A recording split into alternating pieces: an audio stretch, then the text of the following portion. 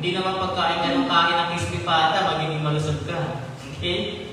Nako, mga 3 months or 1 year, kakausapin ka na nito. Okay? Taas ng bibi mo. Okay? And sabi dito, what is need to maintain a good level of spiritual health? Alam niyo ba na kapag malusog ang katawan, minsan, hindi malusog ang spirito. Meron namang nangyayari na kapag bagsak ang katawan, bagsak din ang kanyang spiritual. Bakit? Kasi hindi siya makapaglingkod. Kaya rin po tayo lagi na pinapaalalahanan ni Pablo. Nasabi ni Pablo, your body as a temple is a temple of God. Diyan nananahan ang banal na spirito. Kaya dapat, yung katawan mo, iingatan mo. Amen? Huwag mong bugbugin yan sa puyat. Matulog kayo ng maaga, mga kabataan. Alam niyo ba, pag natutulog kayo ng maaga, marami pang nangyayari sa katawan nyo. Yung baga nyo, nag-release ng toxins, yung atay nyo, yung dugo nyo, nag-produce ng, yung bone marrow, nag-produce ng red blood cells.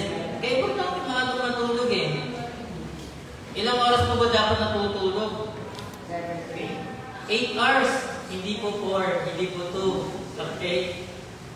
Kilala niyo po yung mga ng vlogger ko? Yung John Mitch. Kilala niyo po yan? Patilaga? Yes. Si John Sebastian ba yan? Tsaka si Mitch. Alam niyo po kung ano nag-trigger para magkaroon ng lung cancer si John? Ito po yung dahil sa kanyang pagpupuya. Sinabi niya po yun na siya po ay nalulong sa pagkakasino. Then, ang tulog niya na lang lagi daw ay 2 hours na lang ng 2 hours. At doon sa pagpupuyan niya na yun, hindi nangyaring nakaiwas sa kanyang katawan. Okay, nagkaroon po siya ng lung cancer. So, huwag niyo pong abusuin ang ating katawan dahil templo yan ng Diyos. Kapag may nangyari sa ating katawan, paano po tayo makapaglingkod sa Diyos? Siyempre, hindi tayo makakagalaw kasi may nangyayari sa ating katawan. Okay? So, kaya po, both physical and spiritual health requires what? Okay? So, anong kailangan ng ating physical and spiritual health? Ito, una, strong immune system. Okay? Kailan tayo huling sinipon? Okay? Ibig sabihin, ganito po yun, malalaman nyo meron kayong strong immune system kapag kahit panahon ng tagsipon, hindi kayo sinisipon. Ibig sabihin, malakas ang system nyo. Na kahit laganap na ang ubo, ang ubo po, madaling lumaganap yan. May umubo lang dito, tatangay na ng hangin yan. Ikaw gala, nasasagap mo na lahat ng bakterya dito sa Francisco, Pag uwi mo, may ubo ka na. Diba? Kaya nga yung anak ko si Jordan, lagi ko sinasabi, huwag kang gala ng gala. Kasi minsan pag umuwi ka dito, may ubo ka na. Minsan nilalaglag ka na, papasok kay Lucas. Nagsaselan yung magkasakit. Okay? So, doon mo malalaman na malakas ang iyong immune system. Subukan niyo magkwento ng mga 1 linggo. Kahit iusong sipon, sisipunin kayo. Kasi, napakababa na ng inyong immune system. Bakit kailangan magkaroon tayo ng malakas na immune system? Gayun din, i-apply natin ito sa ating spiritual body. Kailangan ng spirito natin malakas ang immune system. Okay? Bakit kailangan natin ng malakas immune system? Una, to ward off disease. Kaya sinabi ko kanina, kapag malakas ang iyong katawan, hindi ka madaling magkasakit. Yun po ang totoo. Noong unang panahon, alam mo, nagbuhay nung panahon. Ito lang naman ko yung kwento ng aking lolo.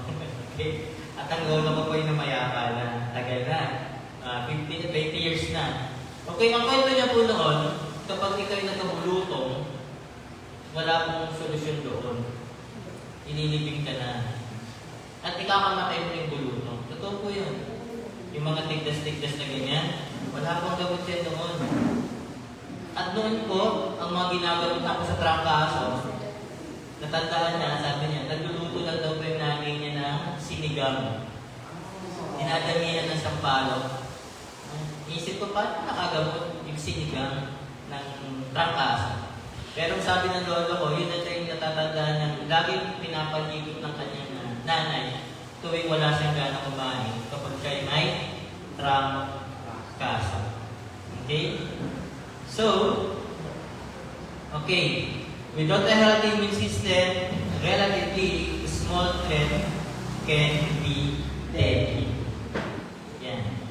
Alam niyo po yung ibig sabihin dito na kapag masyadong mababa ang immune system natin, kahit simpleng sipon, pwede po yan mauwi sa matinding sakit. Kaya nga po yung may mga tao mayroong HIV. Actually, ang nangyayari po sa HIV ay masyado na itong pinapahina yung depensa ng katawan natin. When God commanded us to flee from sexual immorality, kasi may mga consequences yun. At number 1 na din, yung pagkakaroon ng sakit na HIV.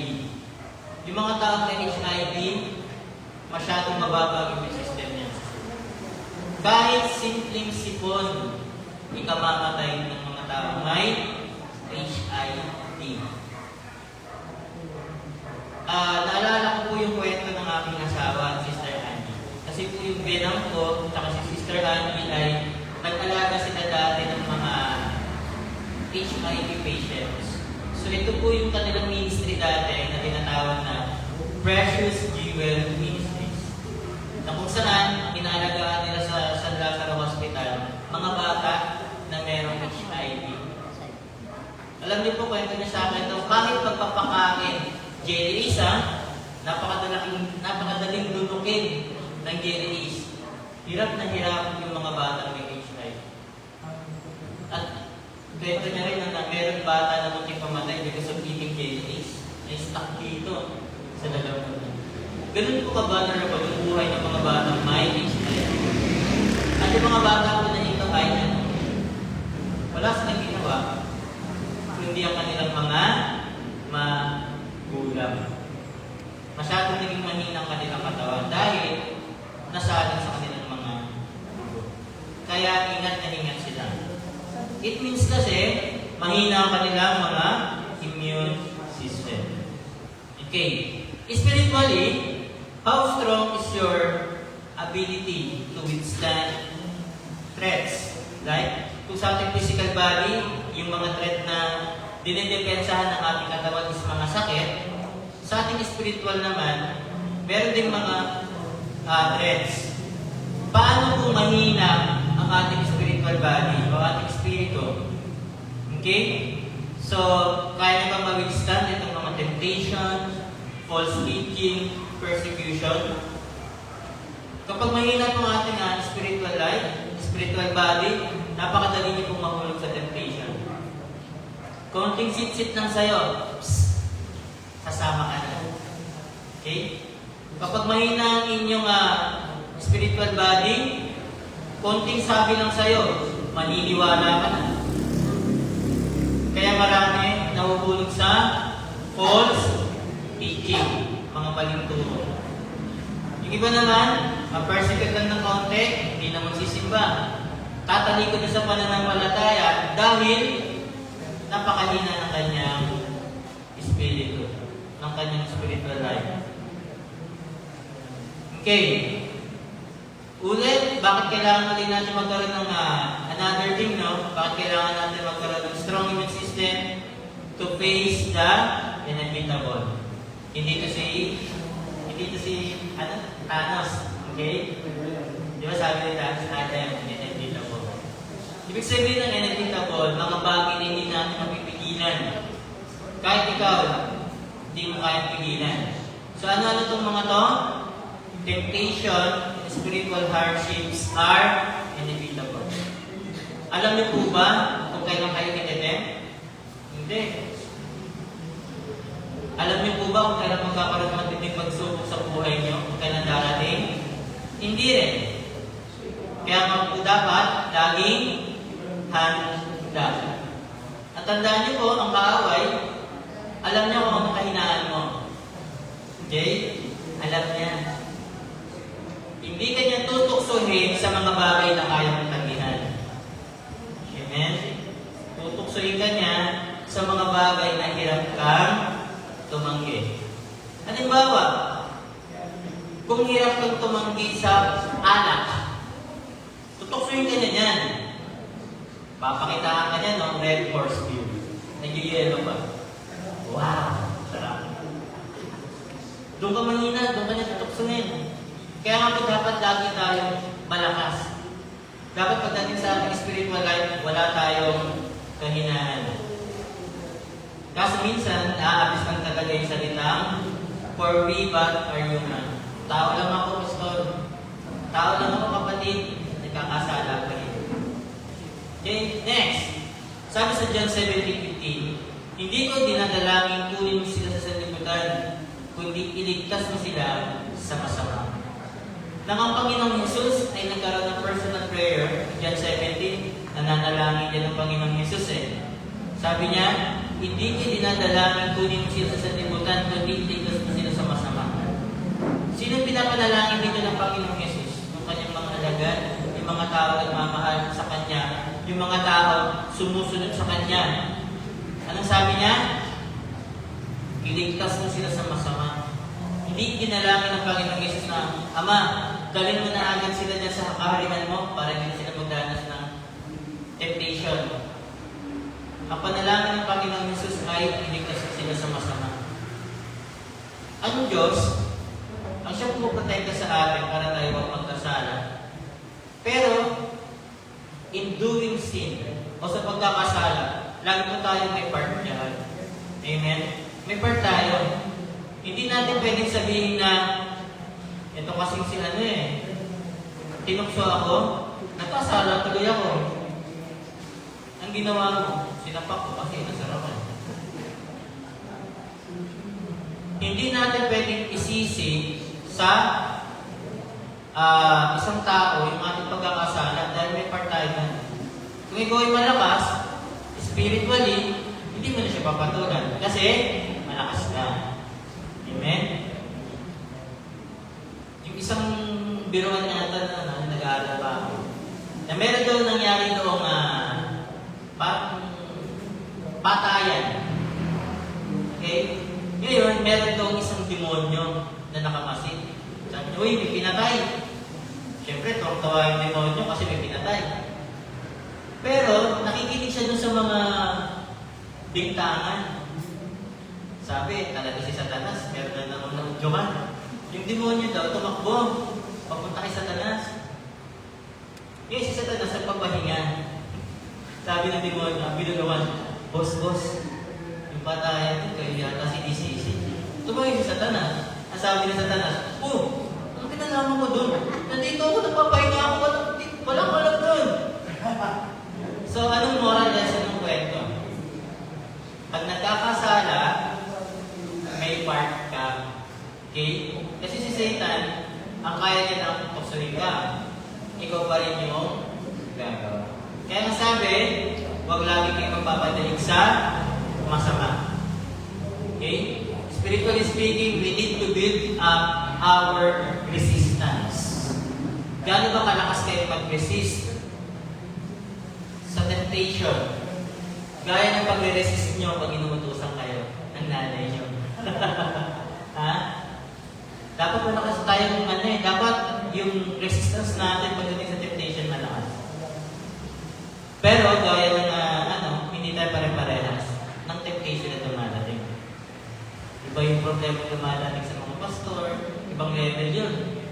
Iba rin naman yung dumadating sa inyo. Pero point, lahat tayo dumadanas. At ang another point, paano natin ito labanan? Santiago 4:7, sabi dito, kaya nga pasakop kayo sa Diyos, labanan ninyo ang diablo at lalayaman na kayo. Pasakop tayo sa Panginoon. Pag sinabi magpasakop, sundin nyo lahat ng inuutos niya. Sundin nyo lahat ng pinapagawa niya. Gaya ng magdasal, dumalo sa mga pagtitipon, gawin ang ministeryo niya, magpalakas sa pananalangin. Ibig sabihin, nagpapasakop kayo sa Diyos. Kung hindi po kayo nananalangin, hindi rin kayo nagbabasa ng Biblia, hindi rin kayo dumadalo, paano nasabi nagpapasakop kayo sa Diyos?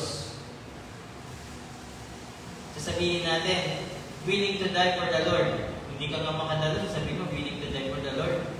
Dumalo ka muna, kapatid. Okay? Labanan ninyo ang diablo at lalayuan niya kayo. Hindi yung labanan na tinutokso ka, lalabanan mo yung tukso, hindi mo makayanin yan. Layuan mo yung tukso para hindi ka magkasala. Takbuhan mo sapagkat ang Panginoon ay gagawa ng daan. Next, with a strong immune system, we will be able to take heed lest we fall.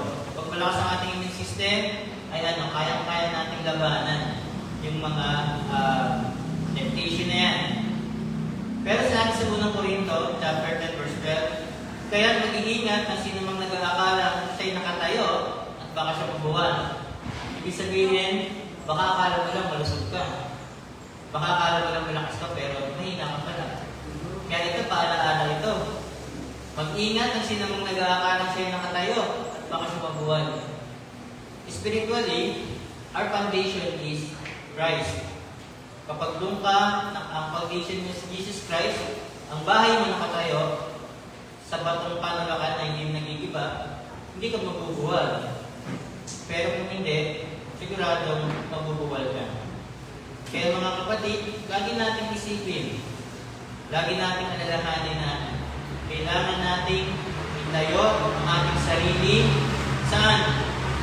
Kay Kristo upang hindi tayo mabuwal. Baka akala mo malakas ka, dinaanan mo pa yung kahinanan mo. Hindi ko pala malakas, natukso ka. Kaya nga, si Pablo, pinapaalalahanan niya ang mga Kristiyano dito sa Corinto. Mag-ingat kayo, baka akala nilang matibay kayo, pero hindi pala. Baka matukso kayo, mahulog kayo sa pagkakasala. We will be able to withstand the wiles of the devil. Ephesians 6, chapter 10, verse 10. Bilang pagwawakas, hindi pa tayo magwawakas sapagkat simula pa ng tatalas, magpakatibay kayo sa kalakasan galing sa Panginoon at sa kanyang dakilang kapangyarihan. Alam niyo po, ang Panginoon binibigyan niya tayo ng kalakasan. Kung kailan tayo nagiging mahina, doon tayo nagiging malakas. Yung grasya niya nagpapalakas sa atin. Intindihin natin yan. Si Pablo po, ilang beses niyang dinalangin yung kanyang thorn in the flesh. Yung tinatawag ng thorn in the flesh. Sabi ni Pablo, Panginoon, alisin niyo na to. Pero, hindi yung inalis ng Diyos. At ang reply sa kanya, sapat na ang habag ko sa'yo kung kailan ka mahina, doon ka lumalakas. Amen? May nagsasabi na yung thorn in the flesh na yun ay isang sakit ni Pablo. At ibang scholars naman po sinasabi ito ay ano? Ito ay kanyang struggle in sin sa paggawa ng kasalanan. Okay, next. Contributing to a strong immune system is kapag malakas ang ating inaalagaan natin ng ating katawan at para lumakas din ang ating immune system, kailangan din natin mag-exercise. In short, galaw-galaw. Okay? Pagkakain, ngayon naiintindihan ko na lagi paalala ng nanay ko. Oh, busog ka? Sabi ko, opo ma. Huwag ka upo, tumayo-tayo ka muna, maglakad-lakad ka. Hindi ko at maintindihan noon na bakit lagi niya akong pinapatayo. Lahat naman kami magkakapatid. Pagkakain, kaya agad po, tumayo kayo, maglakad-lakad kayo. Yung pala, yung pagkakain kayo, busog na busog ka, uupo ka agad, scientifically naman ito, nakaka-contribute siya sa pag-develop ng fats sa tiyan. Kaya dapat pala pagkakain, medyo naglalakad-lakad ng kaunti. Ibig sabihin, we need regular exercise para lumakas din ang ating immune system. Naranasan niyo po matulog ng 12-12? 12 hours kayo natulog? Di ba pag gising niyo masakit katawan niyo? Sobra yun eh. Yung tulog din na yun. Ang solid na tulog talaga, yung sabihin yung bawing-bawing, 10 hours. Okay. Pero pag lumapos kayo ng 12 12 hours na masakit na sa katawan. Ibig sabihin, yung lagi kang nakahiga, pakiramdam mo lagi ka rin may sakit. Isang bagay rin noon na lagi pinapagawa sa amin, kapag may, for example, masama pakiramdam, may trangkaso, nahihilo, hindi kami masyadong pinapahiga ng nanay ko. Upo lang, tapos naka-elevate lang yung upo namin. Bakit? Sabi ng nanay ko, lalo kang hihilo pag nakahiga ka. Upo ka lang, tapos elevate ka lang, makapagpahinga ka naman. Okay? Alam niyo mga nanay, lahat ng malapit nandiyan sa nanay. Okay? Okay. We try only when active. So active po ba kayo sa exercise? Sino po dito na laging nagpupunta sa arena para mag-jogging? Congratulations, nakakapag-jogging pa kayo. Okay? Okay. This is true spiritually as well as physically. So spiritually, paano natin in-exercise yung ating pananampalataya para mas lalo lumakas? Okay? There is the danger of becoming spiritually sluggish. Huwag po kayong tamad spiritually. Makikita na naman po kapag kayo spiritually tinatamad. Tamad kayo magbuklok ng Bible. Okay? Ilang taon ka na sa church, ilang taon ka ng Kristiyano, pero hindi mo pa rin alam kung saan yung Old and New, saan matatagpuan yung Mateo, saan matatagpuan yung Genesis. Okay? Ibig sabihin kasi nang hindi kayo palabasan ng Biblia. So, yun po yung danger ng pagiging spiritually sluggish. Okay? Alam nyo, ganito mo sa tamad. Anong sabi? Huwag pa kaninin ang mga tamad. Ay, bibigyan yan ha. Hindi po ako nagsabi niyan. Hebrews 6:11-12. Ang nais namin ay patuloy na magsumikap hanggang wakas ang bawat isa sa inyo upang makamtan ninyo ang inyong inaasahan. Kaya't huwag kayong maging tamad. Maliwanag. Tularan ninyo ang mga taong dahil sa kanilang pagtitiis at pananalig sa Diyos ay tumatanggap ng mga ipinangako niya. Okay? Example, meron kang gustong mangyari, meron kang hinihingi sa Diyos. Ang tagal na. Paano mo ito makakamtan kung tamad siyang mananalig? Alam niyo yung push, yung acronym na push? Pray until something happens. Okay. Tamarin manalangin. Kahit isang oras sa buong magdamag mo, hindi mo kayang ibigay sa Diyos para manalangin kayo. Bakit po ba tayo lang tinuturuan ng Panginoong Yesus na manalangin kayo, manalangin kayo? Dahil po, pansinin niyo ito. Ewan ko lang po kung hindi niyo ito napapansin. Kapag kayo nananalangin, di ba parang spiritually you are strong? Mas lumalakas ka spiritually, amen? Kapag hindi na kayo nananalangin mga kapatid, pag tamad na kayo manalangin, merong problema. Meron po kayong dapat ipaayos sa Diyos. Baka problema yan, baka anger, baka naman meron kang sama ng loob, meron kang ng grudge, baka may stronghold sa iyong kaaway, ipaayos natin sa Diyos para tayo huwag maging sluggish or spiritually na tamad. Okay? Napakaraming bagay po pinapagawa ng Panginoon sa atin. Lalong-lalo na yung pagbabahagi ng salita ng Diyos. How can you exercise your faith kung hindi ka namamahagi ng salita ng Diyos? Paano mo nasasabing God is good? Hindi mo naman sinishare. Lagi mo naman sinasabi, kaya nila yan. Ang Diyos naman gagamit ng ibang instrumento para marinig yung mabuting balita. Ikaw nga yung gusto gamitin ng Diyos para sabihin yun. Tinatanggihan mo lang. Okay? Tandaan nyo, kapag meron pinapagawa sa inyo ang Diyos at hindi nyo ginagawa, nagkakasala tayo.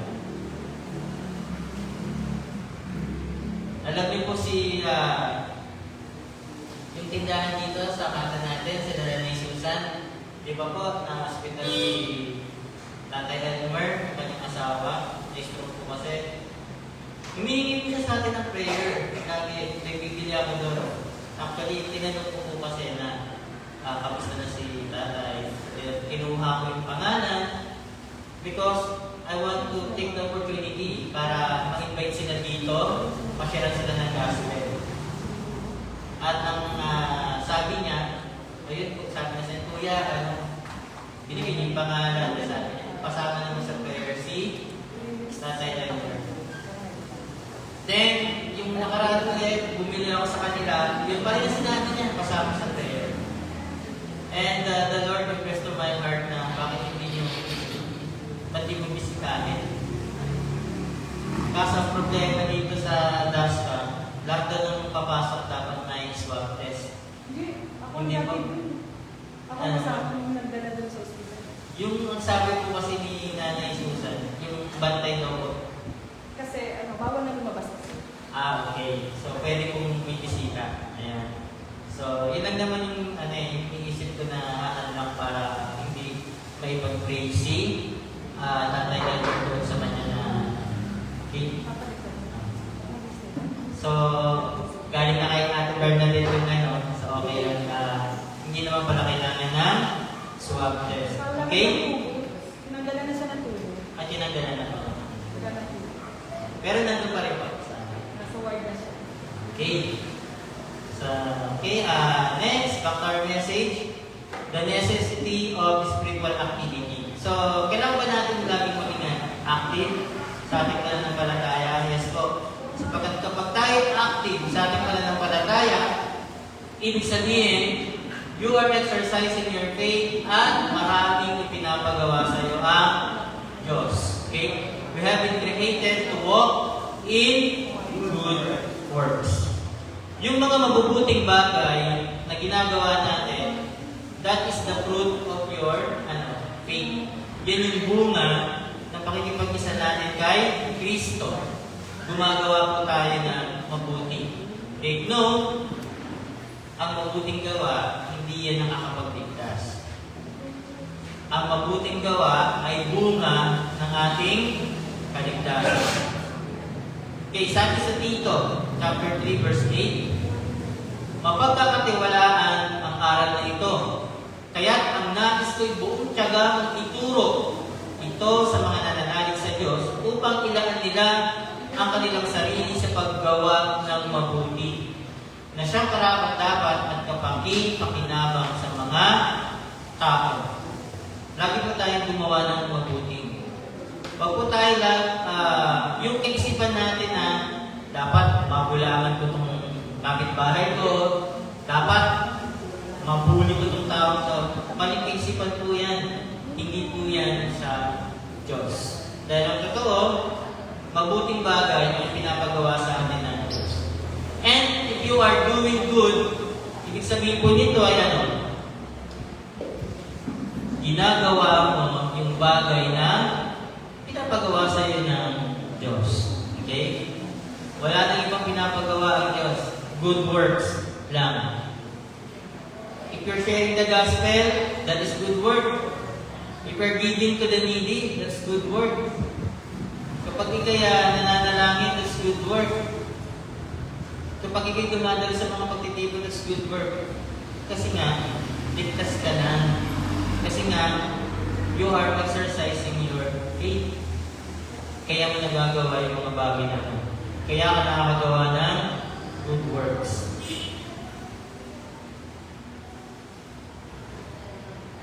Okay, next.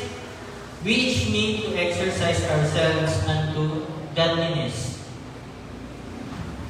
Sabi ko sa unang Timoteo, chapter 4, verse 7, huwag mong pag-aksayahan ng panahon ng mga alamat na walang halaga. Sa halip, sanayin mo ang iyong sarili sa makadiyos na pamumuhay. Maraming mga bagay kasi tayo na ina-entertain sa buhay natin. Ba't napakarami? No? Kung lagi lang tayong titingin, lagi lang tayong makikinig sa mundong ito, magiging masyado tayong busy. Alam niyo po, yun yung gustong nakaaway. Maging busy tayo para makalimutan na natin ang para makalimutan na natin ang mamuhay ng maka-Diyos. Gusto niya lagi tayong busy. Busy sa trabaho, busy sa family, busy sa kung ano pa man, para makalimutan na natin yung pamumuhay ng matuwid. Ang gusto ng diablo, paikutin niya tayo sa kanyang mga kamay.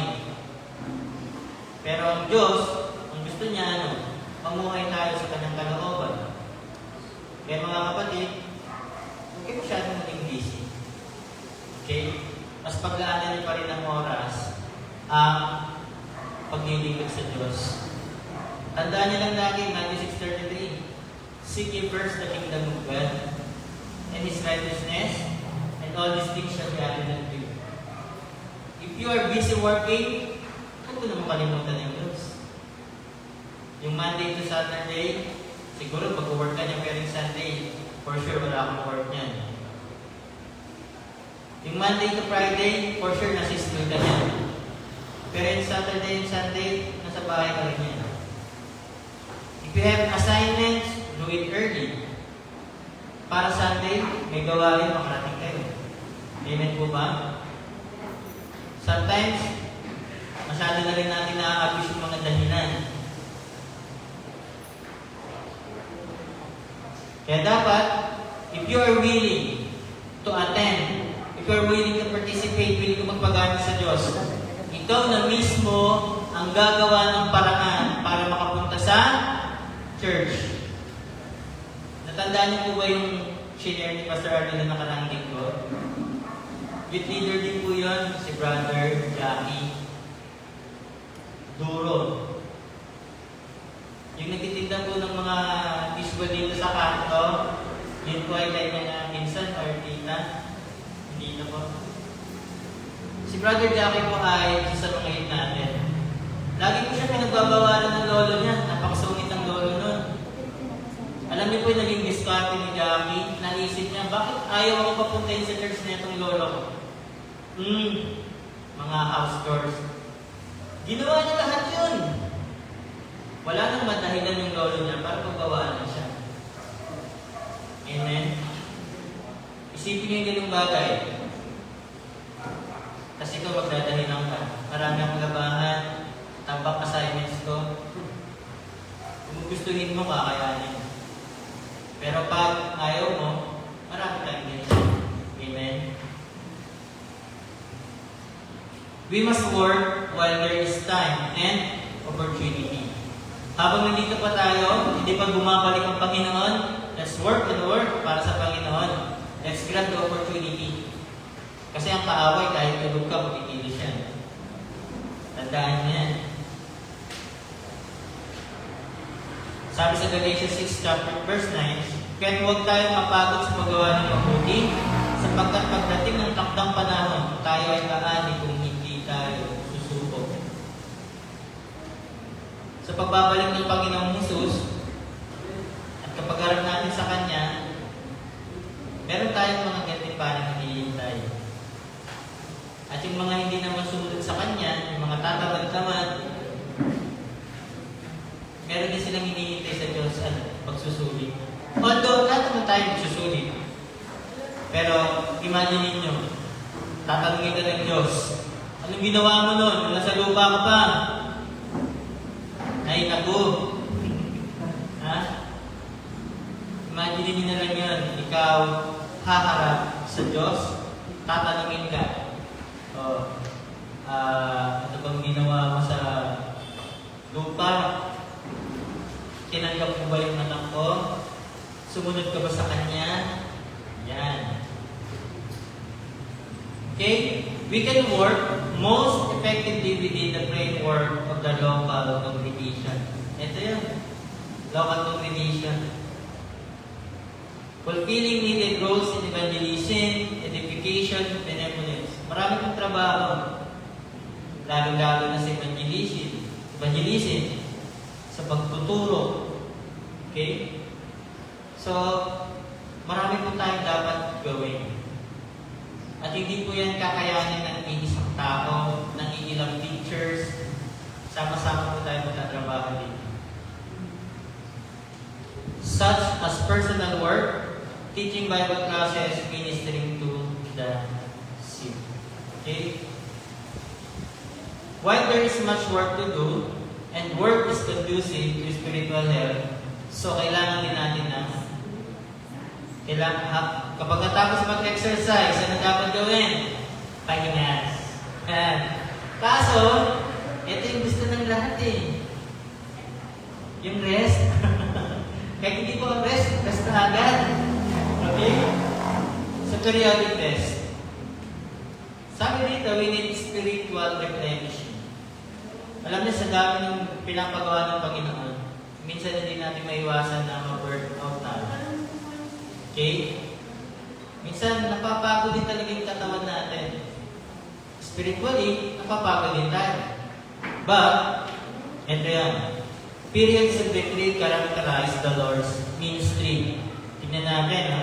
Sabi sa Marcos 6, verses 30-31, bumalik kay Jesus ang mga apostol at iniulat nila sa Kanya ang lahat ng kanilang ginawa at ituturo. Ibig sabihin, yung mga apostol, bumalik kay Jesus Christ at nag-report, Panginoon, ito yung ginawa namin. Okay? So, balit napakaraming taong dumarating at umaalis at hindi na nila makuhang kumain. Sa sobrang busy ng mga alagad, nakakalimutan na nilang kumain. Ganun sila ka-busy. Kaya sinabi ni Jesus sa mga alagad, magpunta tayo sa hindi mataong lugar upang makapagpahinga kayo ng kaunti. Okay? Hindi naman po ganun kalupit ang Diyos. Okay? It is requiring us also to take rest, to reflect, to meditate, dahil kailangan natin yan eh, kapahingahan. Di ba nga, ito yung laging hinihingi natin sa Diyos, kapahingahan, peace of mind sa mga problema. Isa ito sa mga pinapanalangin natin. So, how we can do spiritual replenishing? Okay? So, we function best in alternating work and rest. Tandaan niyo po, mas nakakapag-function ng magiging ating katawan kapag kumpleto ang ating pahinga. Yung reason po na minsan papasok ang school, papasok ang work, na parang inaantok ka pa, yung masakit pa ulo mo, ibig sabihin nung kulang ko sa tulog. Yun po ang totoo. Kaya nga po yung mga nagtatrabaho na late na po nakaka-uwi, sabihin natin nakaka-uwi na sila mga 11, tapos matutulog sila. Yung iba po kasi kapag pagod, hindi agad nakakatulog eh. Iba po yung pagod sa biyahe, sa office work, kumpara doon sa pagod na maghapon na. Yung iba po hindi agad nakakatulog, kasi gigising ulit sila 4 a.m. papasok sa trabaho. Kulang pa sa tulog. Ano nangyayari? Doon na sila nagkakasakit. Kaya kailangan talaga ng katawan natin na pahinga. Then, ang ating spiritual body, they need also rest. Pero hindi ito yung rest na alam natin. So ano po yan? Okay? Spiritually, as well as physically, the Lord designed us to function best within the round of cycles and seasons that alternate between work and rest. Diba po sabi sa Ecclesiastes chapter 3, may kanya-kanyang panahon. So, ibig sabihin, may panahon ng pagtatrabaho, may panahon din para sa pahinga. Kapag umaga, pagdating ka ng trabaho, pagdating ng gabi, itulog mo na yan. Okay? Huwag na kayong magpuyat pa. Dahil kawawa ang iyong katawan. At yan po ay ano? Cycle. Okay? Cycle yan. Merong tinatawag na rhythm yung katawan natin. Na dapat paggabi tulog tayo, pag umaga ay gising tayo. So pag hindi nangyayari yun, nagkakaroon tayo ng sakit. So, spiritually, okay, dinisign din naman tayo ng Diyos para, no?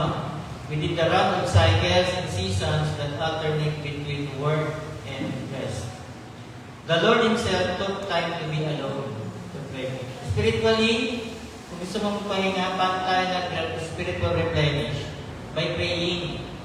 Sabi ko sa Marcos 1:35, Madaling araw pa'y bumangon na si Jesus at nagpunta sa isang lugar na walang tao at doon ay nanalangin siya.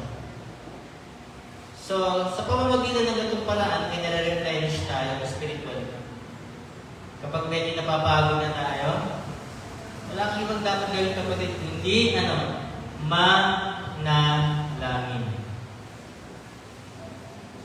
Spiritual rest doesn't mean doing nothing. No? Kung sinabing spiritual rest, papahinga ka, hindi ibig sabihin na ito wala kang gagawin. Anong gagawin natin? It means doing something different that will refresh and restore our energy for work. Okay? It allows time for quiet prayer and Bible study. Okay? Pamamagitan po ng panalangin, nare-replenish po tayo spiritually. Kapag tayo pinananalangin, sa ganitong paraan po tayo nagiging intimate sa Diyos. Di ba pag meron kayong kinakausap na isang tao, at itong tao to ay napaka-special sa iyo, di ba po intimate ang pakikipag-usap ninyo? Intimate, ibig sabihin seryoso, totoo, eye to eye. No? Eye to eye contact kayo. Kasi nga, sincere ang pakikipag-usap mo. Ganun din tayo. Kapag tayo spiritually medyo napapagod, kailangan po natin manalangin. Kailangan po natin kumuha ng lakas sa source of energy. And that is our Lord Jesus Christ. You need also to attend Bible study. Okay? Master niyo na po ba yung 66 books? Kahit ako hindi pa. Mas kailangan ko pang mag-aral, sana ganoon din po kayo. Na dapat nag-aaral din po kayo ng salita ng Diyos. May mga leaders pong inilagay ang Panginoon sa church na ito para pangunahan tayo sa mga pag-aaral na yon. And, syempre, kayo, pag uwi ninyo sa bahay, kailangan po mag-aaral personally. Okay? Parang gumagawa lang kayo ng assignment. Okay? Sabihin niyo, "Well, Pastor, tagal ka nang hindi nag-aaral, may assignment pa rin." Ganun talaga. Learning is lifetime. Hindi po natatapos yan. Kahit po yung isang bagay na ma-realize mo, learning pa rin yan eh. No? Learning by experience. So dapat, hindi ka napapagod magbasa ng Biblia. Feeding our minds with things of virtue and good report. Okay? Sabi nga, kapag basura ang sinaksak mo sa utak mo, basura din ang lalabas dyan. Okay? Makakontaminate puso, ano lalabas sa bibig mo? Basura din. Yung utak natin, ano dapat pinipit sa ating mind? Word of God. Tandaan nyo, our mind is the battleground. Okay? Saan ba tayo unang tinutokso ng diablo? Di ba sa isipan natin? Kapag walang makitang word of God yan, sasabihin niyan, walang depensa to. Madali kung malinig lang ang tao ito. Tandaan niyo, 100% matatangay kayo kaaway. Pero kung punong-puno nila sa salita ng Diyos, wala siyang lugar na pagsasaksakan dyan. Amen? Kaya laging feed your mind ng Word of God. Philippians 4, verses 8 to 9. Bilang pagtatapos, mga kapatid, lagi nang isang-isip ang mga bagay na karapat-dapat at kapuri-puri, mga bagay na totoo, marangal, matuwid, malinis, kaibig-ibig at kagalang-galang. Isagawa ninyo ang lahat ng inyong natututunan, tinanggap, narinig at nakita sa akin. Sa gayon, sasayin niyo ang Diyos na nagbibigay ng kapayapaan. Okay? So, ibig sabihin dito ni Pablo, sa kanyang mga kapatid, sa Pilipos, ay lagi nilang isipin yung mga bagay na kapuri-puri, mga bagay na totoo, marangal, matuwid, malinis, at kaibig-ibig, kagalang-galang. Kapag ito na lagi iniisip, ano sabi doon? Sasalin nyo ang Diyos na nagbibigay ng kapayapaan. Peace of mind. siguro ang pinakamayamang tao dito sa mundo, wala nito eh. Peace of mind. Bakit? Kapag masyadong maraming pera, iisip mo, lagi na sa pera mo. Ako, wala nang paglagay yung pera sa bahay ko. Sa sala ko, tambak ng pera. Sa kusina, tambak ng pera. Ang dami kong pera. Sana all. Napanood niyo yung pelikula dati ni Dolphy? Yung nagpapahold up na siya sa kung dami niyang pera. Nung hinold up siya, tapos sabi niya, oh, huwag kayo magkaway, madamay ko niya, no? Yung isang hold up, binibigyan ng bukos ng pera. Tapos yung isang bukos ng pera. Tapos sabi niya, bukas ulit, ganitong oras, abangan mo dito. Hold up niyo ako. Ang dami kong pera eh. Problema ni Dolphy sa pelikula niya na yun. Tapos, sunod na eksena, nandun ulit siya. May dala siyang pera. Sumisigaw na siya, hold up eh! Asan kayo? Ganito po yung pelikula na yun, nakakatawa talaga. Pero, in reality, no? Hindi mo kayang gawin yun. Bakit? Kung nasa yung yaman mo, nandun yung puso mo. Pero ngayon, yung state na meron ka ngayon, estado mo sa buhay. Wala kang ganong pera, pero meron kang peace of mind. Amen?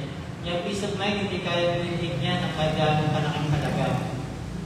Dahil importante yung peace of mind. Alam niyo pag wala kang peace of mind, lagi kang tuliro, para ka laging lutang. Okay? Laging masakit ulo mo, para ka laging may sakit. Kasi wala kang peace of mind. Yung mga mayayaman, tanongin nyo sila kung ano gusto nilang makamtan. Peace of mind. Na which is napakayaman natin doon. Amen? Peace of mind. Unang-una, knowing na mayroon kang tagapagligtas. Pagdating ng pagbubuko, alam ko sa pupunta yung kaluluwa, peace of mind din. Tanungin niyo yung ibang tao. Lalo na yung mga taong bumubo sa pera. Tanungin niyo sila, kung pag dumating ba ang Panginoong Yesus, alam niyo kung saan kayo pumunta? Hindi nila alam. Kaya ito wala silang peace of mind. Ikalawa, iniisip nila, baka pasukin kami ng mga magnanakaw. Tayo, kahit kung saan natin yung pintuan natin, wala naman silang makukuha. Di ba po? Noong yung mga unang panahon po, ang disenyo ng bahay, wala namang bakod, walang pintuan. Di ba po? Ngayon na lang nauso ang pinto, bintana, kasi because of security purposes, dahil wala ng peace of mind ang tao. Okay?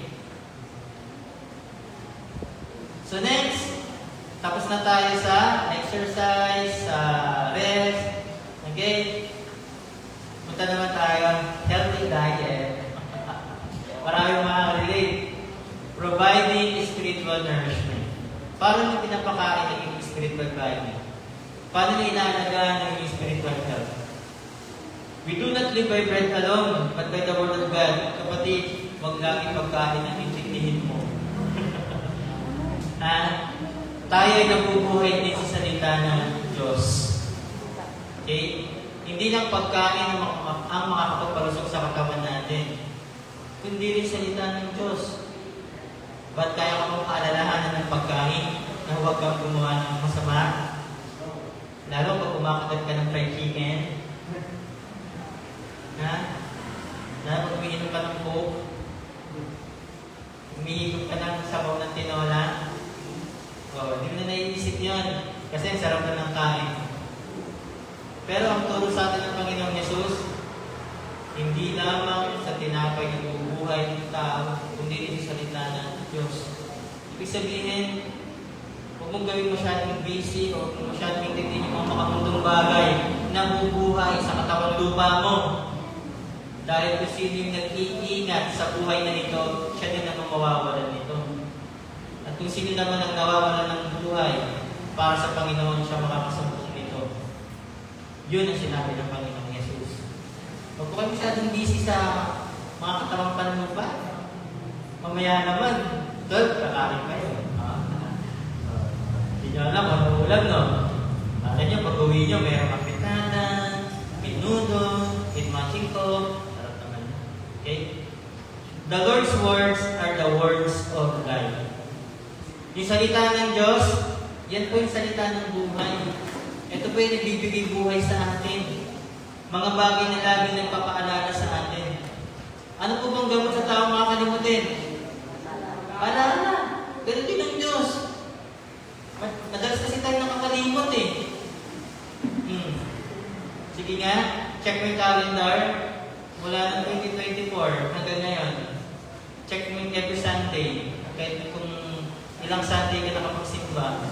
Diba? Papalalahanan tayo ng Diyos doon. Dahil ang salita ng Diyos ang salita ng buhay. We grow by virtue of the pure milk of the Word. Sabi nga sa unang Pedro, chapter 2, verses 2 to 3, gaya ng sanggol, kayo manamit sa dalisay na gatas na espiritual, upang lumago kayo tungo sa kaligtasan, sapagkat naranasan na ninyo ang kabutihan ng Panginoon. Saan kinumpara sa sanggol? Nasabik sa gatas ng ina.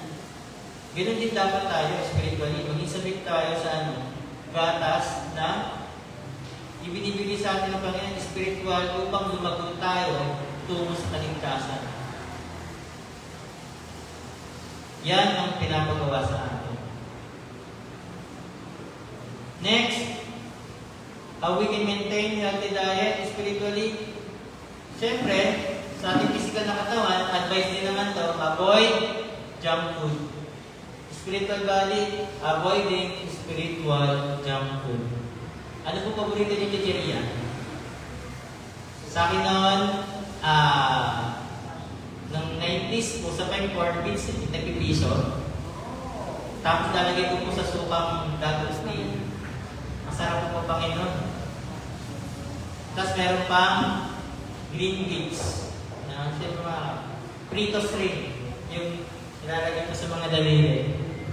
Yan po yung mga chichirya noon. Pero meron po manis chichirya. Yung uwishi na maanghang. Yan. Junk food, hindi maganda sa katawan natin yan. Then sabi rin dito, we need also to avoid spiritual junk food. Ano yung mga spiritual junk food? Ito po yan.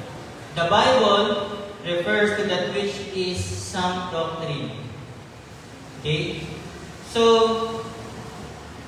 sound doctrine, ibig sabihin, ito po yung mga turo patungkol sa doktrina.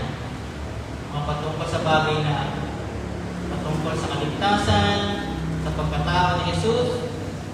Okay? Ito po ang ating dapat intindihin. Ito po dapat ang ating dapat i-feed sa ating spiritual body. Okay? Sabi sa Tito 2, verse 1, kaya naman ituro mo ang mga bagay na angkop sa gustong aral. Okay, huwag natin intindihin yung mga bagay na wala namang kwenta. Mga puro sabi-sabi lang, walang katotohanan, hindi po ito makakapagpalusot sa ating buhay spiritual. Dapat natin pakinggan yung wastong aral. Yung makikita lang po sa Biblia. Next, there is also that which is opposite sa doctrine.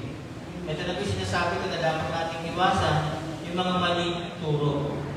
Sabi dito sa sulat kay Timoteo, chapter 4, verses 2 to 4. Sabi niyan, ipangaral mo ang salita ng Diyos.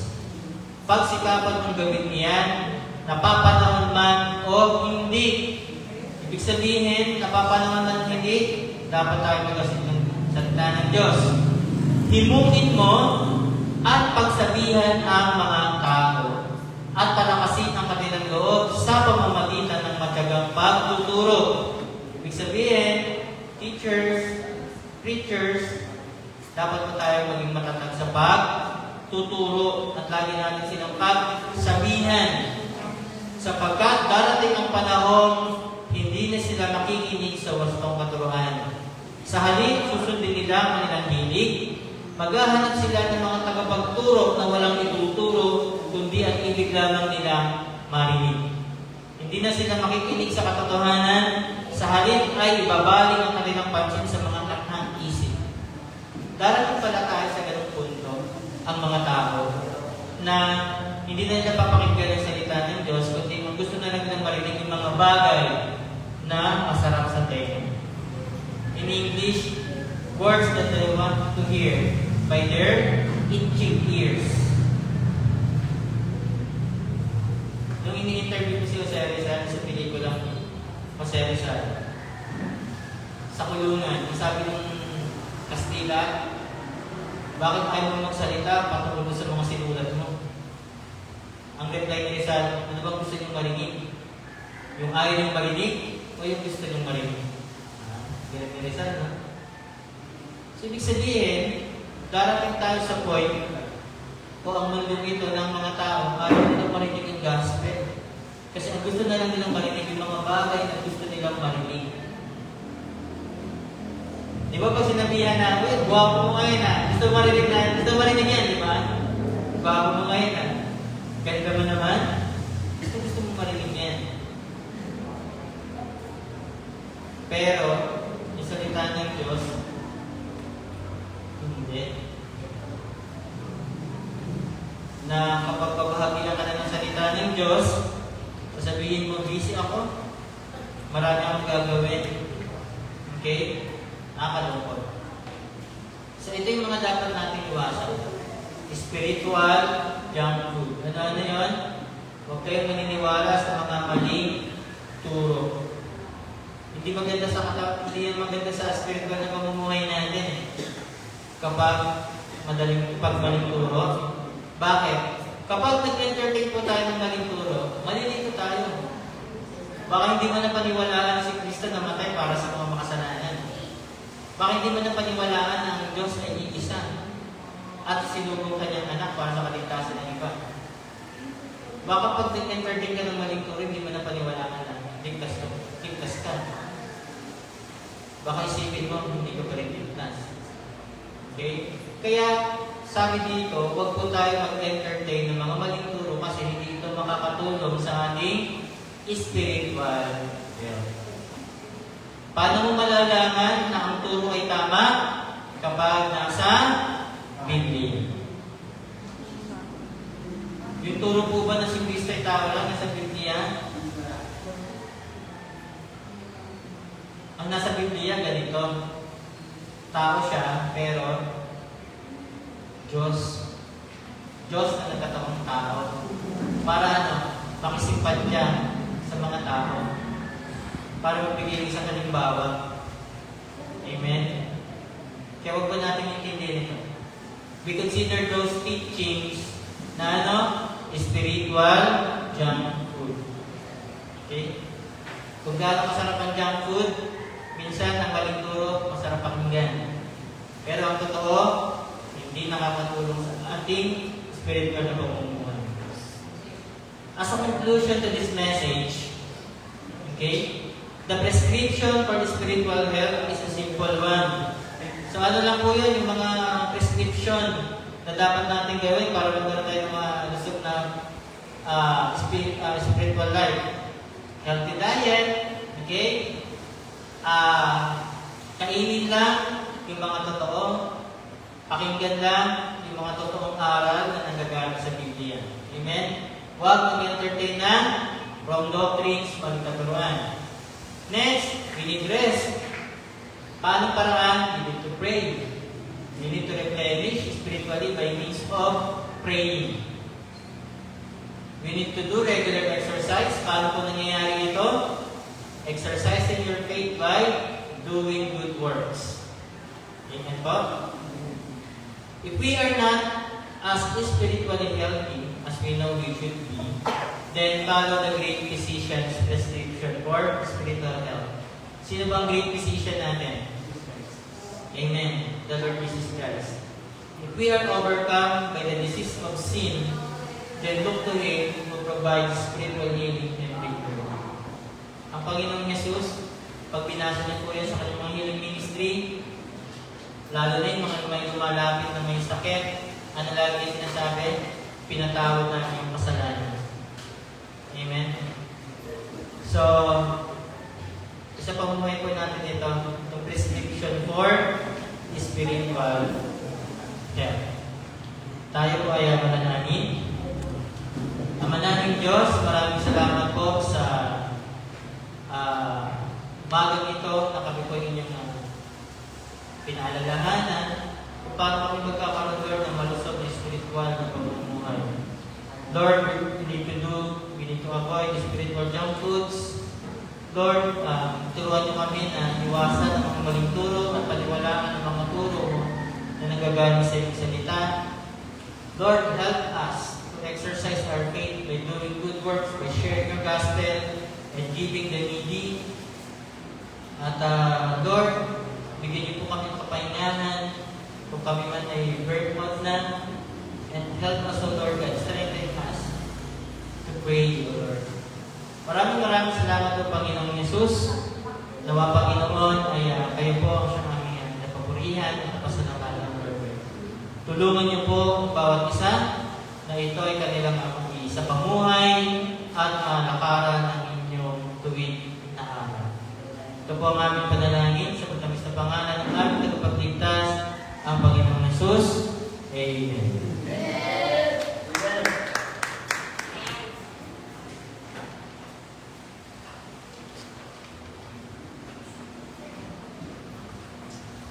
Ayan. Thank you po, Pastor Ray, sa message po sa Panginoon. At ngayon naman padadako po tayo sa ating tithes and offering. So, meron po akong ipiplay dito na kanta.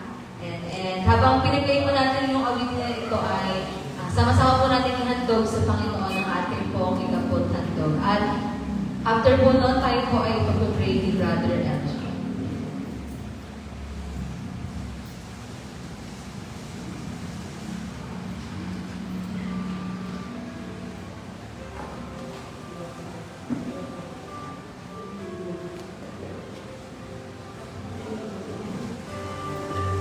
When you pray every prayer that you know I'm praying,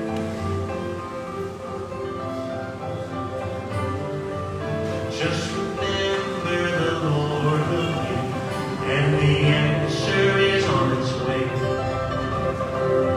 Our God is able, is mighty, He is faithful. He never sleeps, He never slumbers, He never tires of hearing our prayer. When we are weak, He becomes stronger. So rest in His love, cast all your cares on Him.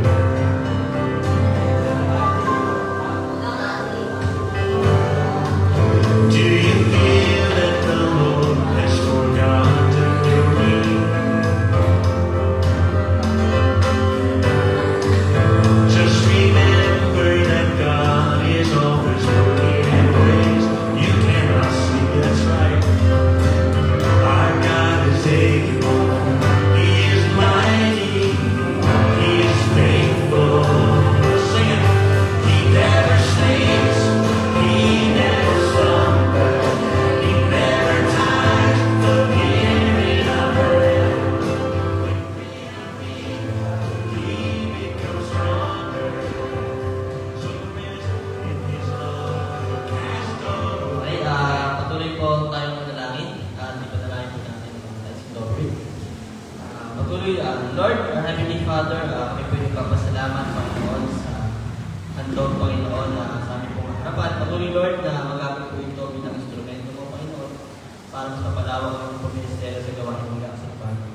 Patuloy, Lord, salamat po sa provision at patuloy, Lord, yung mga nabigay. Kayo po siya mag-bless, Panginoon. At patuloy, Lord, na mag-bless din po sila, Panginoon, ng inyong patuloy. Patuloy, Lord, salamat po. Pinabalik po namin sa inyo, Panginoon. Salamat sa pangalan ng Jesus. Amen. This is more than a promise. It's a command. So be at rest. Because while we're worshiping today, guess what? God is working in ways that you cannot see. He never sleeps. He never slumbers. He never sleeps. He never sleeps. Ayan, thank you po, Brother LJ. And muli no, meron po ang anniversary po ng Fatima. Mamaya po yan. 3 p.m. to 5 p.m. po yan. So, sa mga gusto pong umattend at makaselebrate, ayan, pwede pong dumiretso na lang din po doon or kung gusto niyo pong may kasabay, hanggang alas 2 po tayo dito mamaya. And then, sabay-sabay na lang pupunta yung mga sasama po. And then, sa April 9 po, Wednesday po yan, BPS Training Workshop. Again, sa mga kabataan po na weekly, no, gusto pong itry na paglingkuran ng Panginoon sa buhay ng mga bata. And so, welcome na welcome po kayo na mag-volunteer po sa ating Vacation Bible School. Ayan, and then ang ating pong Youth Iba Zambales Camp sa May 15 to 16 po yan. Ayan. So, antay lang po tayo sa mga ibang details kung magkano po ang registration fee natin, yung love gift natin sa driver. Pero, ang sure dyan ay sa mga kabataan, mag-iipon na tayo. Ayan. So, ayan lang po. Ayan para po sa ating closing prayer. Natawagan ko po si Pastor Arnel.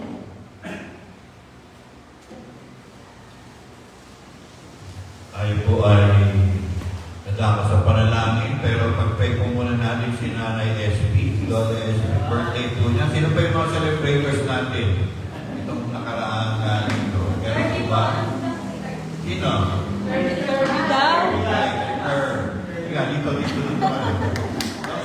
Nanay SP. Sino pa? Sino pa? Sige po, iwanan po natin ang ating mga kanang kamay. Dati po mga kapatid na nagsiriwang na kanilang pong arawan. Dakilang Diyos, aming manaming nasa langit. Maraming salamat po, Panginoon, sapagkat kayo po ay tunay na napakabuti. Nagdagdag kayo ng panibagong taon sa mga mahal namin. Dalangin po namin, O Diyos, na ang dagdag na taon na ito ay magsilbing pagpapala para sa kanila. Mga bagay na hindi pa nila nakamtan ng mga nakaraang taon, doon po hindi nila po ibibigay sa kanila kundi ibubuhos pa. Sama niyo po, Panginoon, ang mga spiritual na pagpapala, Panginoon. At sila rin ay gamitin niyo po daluyan ng pagpapala sa kanilang po mga pamilya at mga mahal sa buhay. Maraming salamat po sa pagpalain. Pagpalain po kayo ng Panginoon. Tayo po imawit na Happy Birthday to you. Happy Birthday to you. Happy Birthday, Happy Birthday.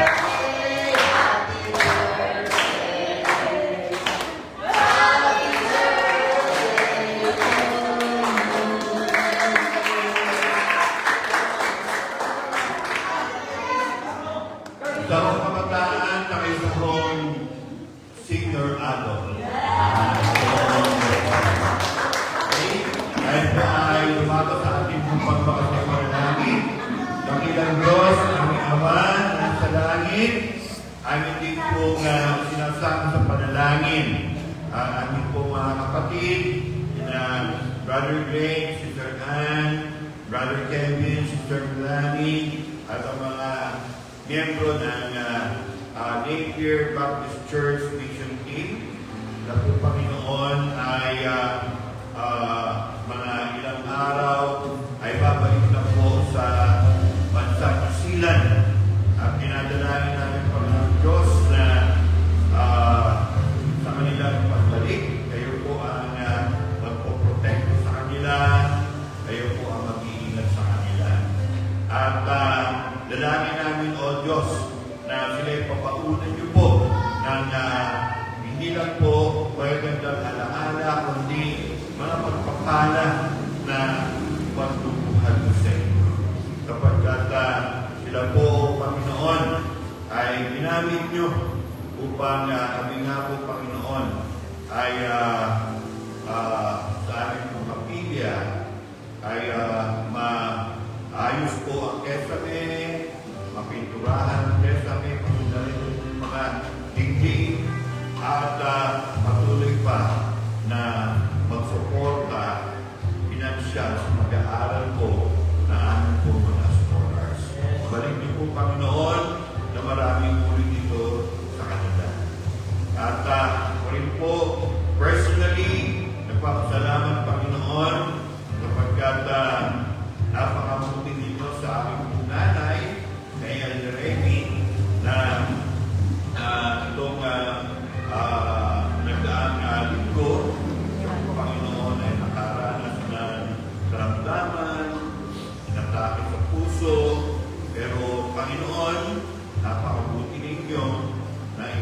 siya ng maaga sa isang ospital at doon po ay nabigyan ng karapatang lunas.